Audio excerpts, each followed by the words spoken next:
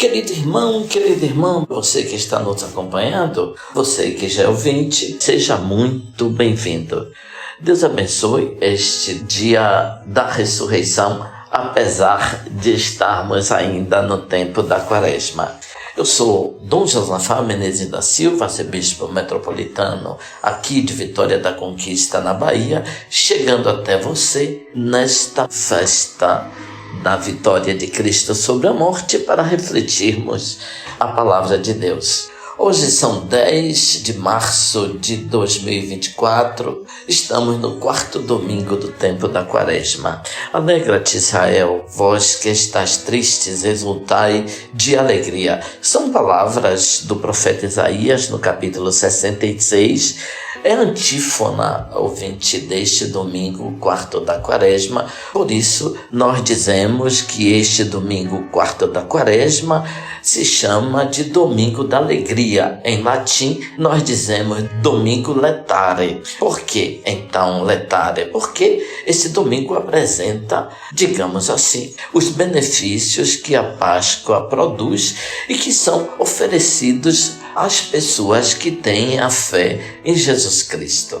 É verdade, ouvinte, que a Quaresma celebra a preparação para a Páscoa, mas, de certo modo, ela já antecipa a realidade vitoriosa e graciosa que a Páscoa nos oferece. A palavra, então, letare, ouvinte, vem, por exemplo, da palavra letícia. É um termo que precisa ser bem compreendido porque ele é verdadeiramente sugestivo.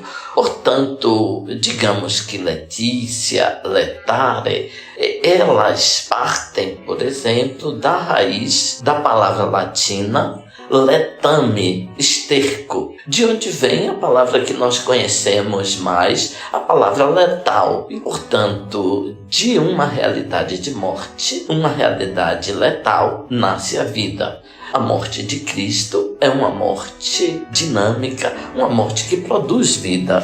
O esterco não é uma coisa muito nobre, mas o esterco faz brotar.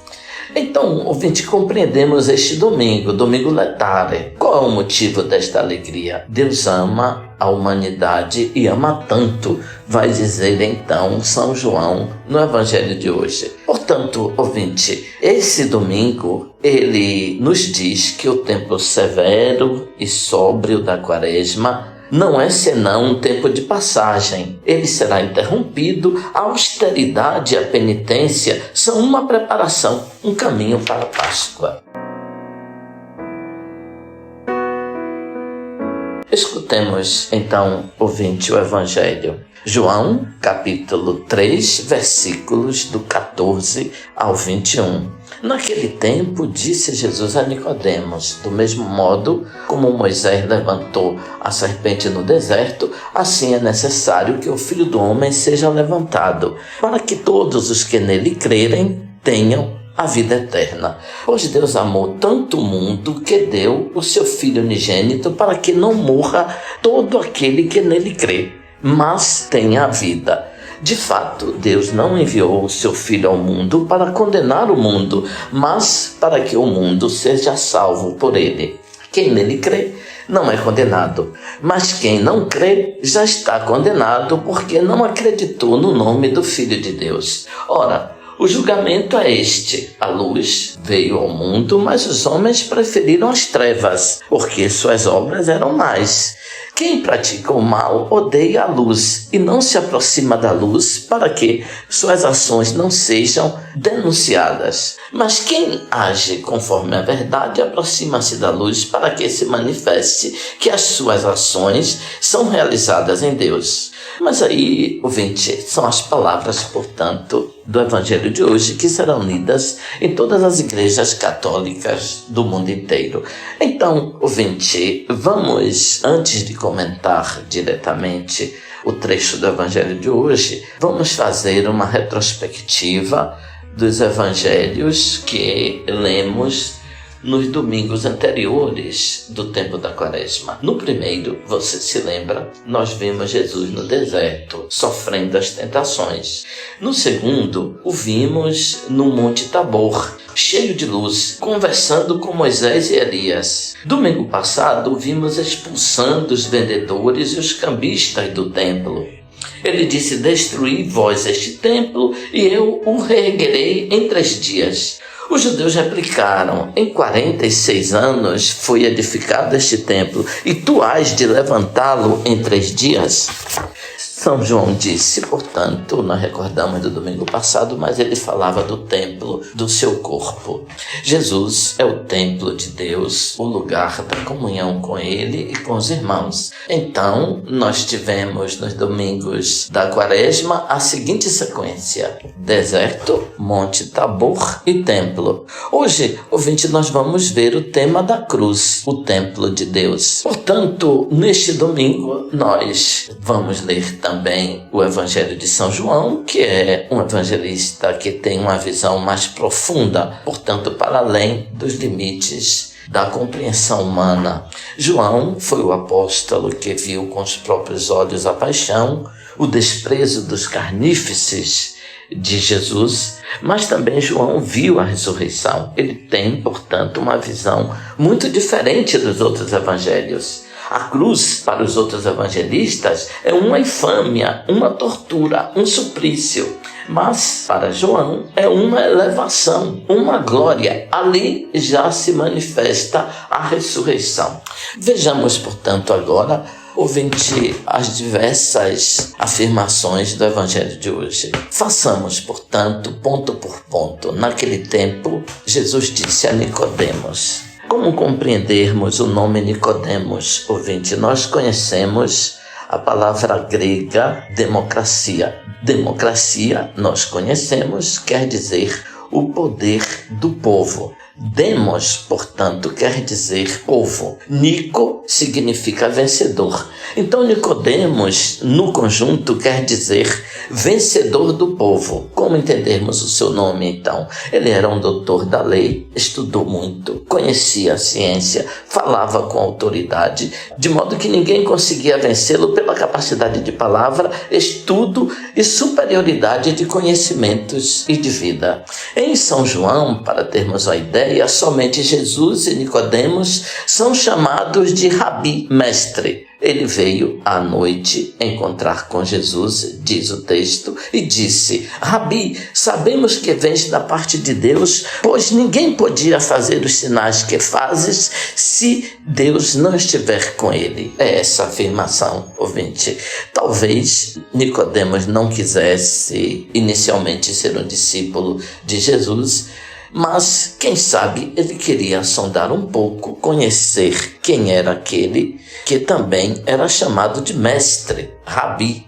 Ele disse: sabemos que vens da parte de Deus, porque ninguém podia fazer os sinais que fazes se Deus não estiver com ele. Essa expressão, ouvinte, precisa ser, portanto, aprofundada. O ministério público de Jesus tinha já amealhado grande confiança e um segmento importante de alguns discípulos pelos milagres e de outros pelos ensinamentos cheios de sabedoria de Jesus. Então, Jesus era um mestre consolidado. Nicodemos compreende, vem ter com Jesus para poder aumentar os seus conhecimentos e, quem sabe, se tornar no futuro um seu discípulo. Então, por tudo aquilo que Jesus já realizou e ensinou, Nicodemos diz que Jesus só podia vir da parte de Deus. No Evangelho de hoje, portanto, temos alguns versículos do longo diálogo entre Jesus e Nicodemos. É o primeiro dos vários encontros narrados por São João, que são colóquios conduzidos através dos quais é traçado o itinerário da progressiva descoberta do rosto de Jesus e de uma fé madura na sua palavra. Continuemos, ouvinte, o texto do Evangelho. Do mesmo modo como Moisés levantou a serpente no deserto, assim é necessário que o Filho do Homem seja levantado para que todos os que nele creem tenham a vida eterna. São essas palavras que foram ditas por Nicodemos, o grande mestre do povo de Israel. Nestas palavras, a cruz de Cristo, então, ouvinte, se apresenta sob o sinal do que Moisés realizou no deserto entre o Egito e a Terra Prometida. No caminho, o povo de Israel se viu ameaçado por muitas serpentes venenosas.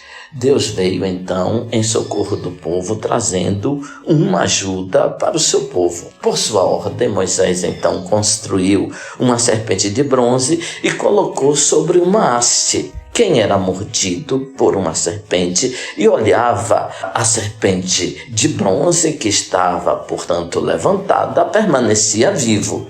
Assim se explica o significado do Filho do Homem elevado sobre a cruz. Deus estabeleceu que um crucificado seja símbolo de salvação, fonte de vida.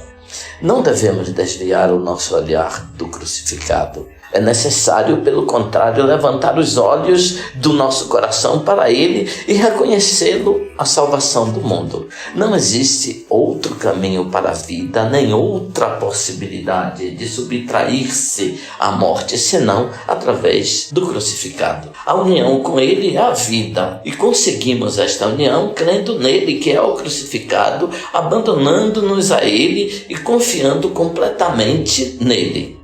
Depositando nossa confiança naquele que foi levantado sobre a cruz, reconhecemos o amor de Deus sem medida e nos colocamos no âmbito da ação deste poder vivificante do Senhor.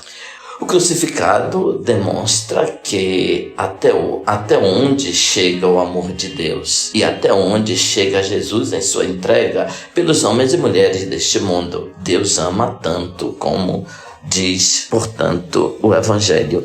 Temos, então, necessidade, portanto, de uma perspectiva do alto para a nossa vida, de olharmos para uma ótica maior, de termos um horizonte mais descortinado, de olharmos para o alto. Diferentemente, nos apegamos às coisas e às pessoas deste mundo, à materialidade das coisas, aos nossos medos da morte e das doenças. Nos apegamos ao dinheiro, ao sucesso, aos filhos e aos negócios, por exemplo, que são ídolos, fazendo deles a nossa missão.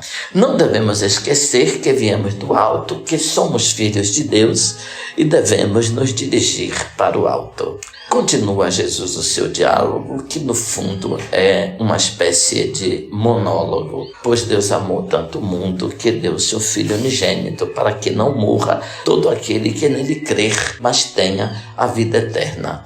O crucificado, então, nos oferece a resposta. Deus ama o mundo e quer a sua salvação. Seu amor é de tal medida e tem tal intensidade que, se fosse possível, poderíamos dizer: Deus ama o mundo e nós, os homens e mulheres, mais do que o seu próprio Filho. Não deixou o mundo abandonado à sua sorte. Ao contrário, Deus se interessa pelo mundo até o ponto de entregar o seu próprio Filho, oferecendo-o como dom. Os discípulos aprenderam a conhecer Jesus como Filho que está em relação única com Deus, que está unido a Ele num plano desde a eternidade. Deus, então, deu à humanidade o seu Filho e nele deposita todo o seu amor. Deus não se reserva nada para si, nem o seu Filho, mas o expõe aos perigos deste envio ao mundo. Os homens têm muito valor a seus olhos que ele põe em risco o seu próprio Filho por nós. Depois da criação, da lei, dos profetas e de todas as demais formas de manifestação amorosa de Deus, o Filho é a sua última palavra e o dom mais valioso que o Pai pode dar. O Filho deve preocupar-se pessoalmente de nós, deve mostrar-nos o caminho da salvação, deve conduzir-nos à comunhão com Ele e à comunhão com o Pai, que é vida e vida para sempre. Abraão estava para sacrificar o filho Isaque, nós vimos. no segundo domingo da Quaresma, mas Deus foi além, doou o seu próprio Filho. Nós costumamos ver na cruz uma simples realidade histórica, o aspecto mais visível da paixão, a entrega nas mãos dos homens, mas profundamente é o Pai que entrega o seu Filho. A revelação de Jesus é precisamente esta: Deus considerou o mundo, cada pessoa, o nada de cada um de nós, mais importante do que si mesmo. Para me conquistar, perdeu a si mesmo. É a loucura do amor. Nós não somos cristãos porque amamos a Deus, mas porque Deus nos ama. Deus amou o mundo, isto é, amou o homem concreto, o homem do pecado, o homem distante e desprestigiado. O discurso continua. Quem nele crê não é condenado, mas quem não crê já está condenado porque não acreditou no nome do Filho de Deus. De nós, Deus exige que nos abramos a esta manifestação de amor do Filho, que tomemos a sério este amor incrível, que creiamos no Filho de Deus crucificado. Somente se estivermos convencidos que o crucificado é o único e predileto Filho de Deus, o poder deste mundo, o poder deste amor de Deus poderá alcançar-nos eficazmente e poderemos abrir-nos plenamente à sua luz e a seu calor. Nossa vida depende de nossa fé. E Jesus conclui dizendo: ora, o julgamento é este. A luz veio ao mundo, mas os homens preferiram as trevas à luz, porque suas ações eram más. Quem pratica o mal odeia a luz e não se aproxima da luz para que as suas ações não sejam denunciadas. Mas quem age conforme a verdade aproxima-se da luz para que se manifeste que as suas ações são realizadas por Deus. Como compreendermos essa afirmação, ouvinte? Quem faz o mal evita instintivamente a luz. Quem faz o bem vive na luz e não a recusa. Quem busca somente a si mesmo se fecha para Deus e corre o perigo de ficar fechado também à revelação luminosa de seu amor. Quem busca sempre uma vinculação ativa com Deus está aberto à luz de seu amor.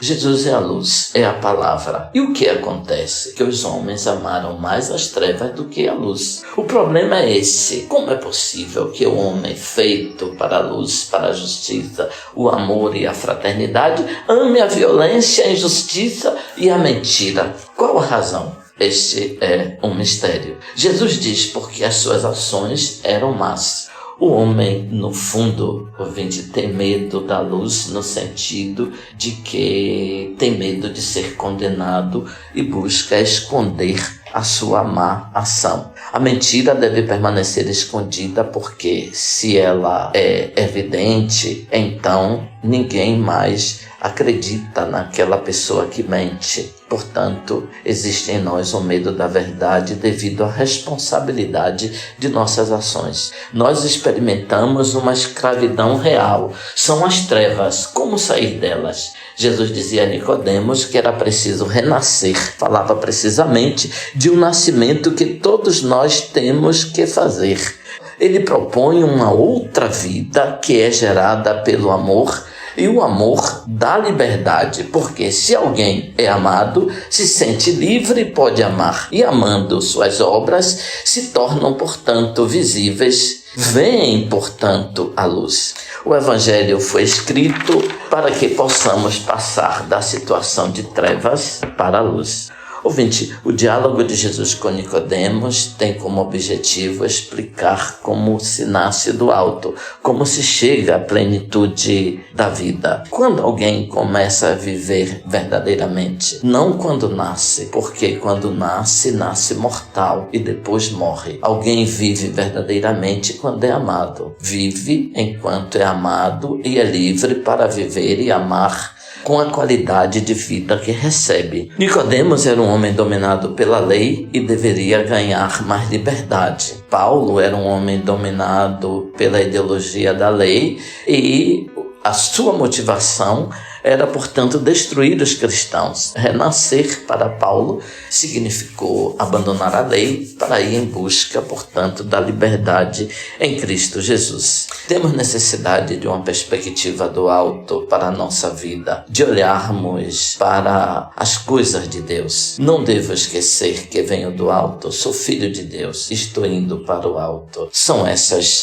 ouvinte, as palavras, portanto, do Evangelho de hoje. São Paulo diz na segunda leitura: Deus é rico de misericórdia, por causa do grande amor com que nos amou, quando estávamos mortos por causa das nossas faltas, Ele nos deu a vida com Cristo. É por graça que vós sois salvos. A segunda leitura de hoje, capítulo 2 da carta aos Efésios. Nós que estávamos mortos pelo pecado, pela injustiça, pelo medo, pelo nosso individualismo, pelos nossos vícios, pelo nosso uso do corpo, pelo ódio, pela inveja, podemos receber vida nova em Cristo Jesus. Ressuscitamos e temos lugar garantido no reino do céu. A passagem da morte, fruto do pecado, à vida nova de comunhão com Deus, tem a sua razão no amor gratuito e fiel de Deus. Como diz São Paulo, uma riqueza de misericórdia. Ouvinte, abençoe-vos Deus Todo-Poderoso, Pai, Filho, Espírito Santo. Amém. Ouvinte, louvado seja nosso Senhor Jesus Cristo, para sempre seja louvado.